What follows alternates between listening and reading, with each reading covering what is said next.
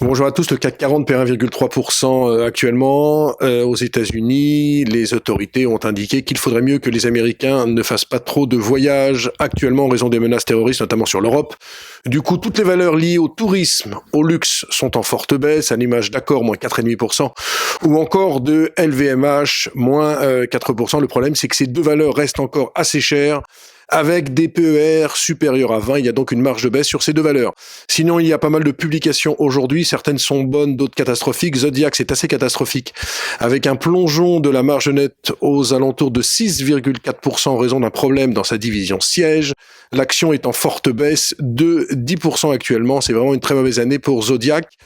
Du côté de Excel Industries, dans les pulvérisateurs agricoles, c'est plutôt très bon en dépit de résultats assez contrastés, mais meilleur que prévu.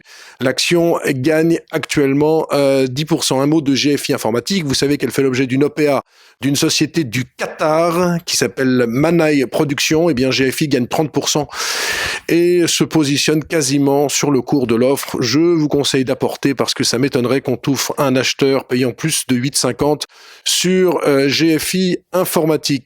Du côté de l'euro, il ne se passe pas grand-chose. On est toujours autour des plus bas, 1,0650, alors qu'il n'y aura pas beaucoup d'actualité. On l'attendra la semaine prochaine, jeudi, la réunion de la BCE et peut-être encore et encore et encore des mesures supplémentaires de quantitative easing. Voilà, très bonne journée à tous.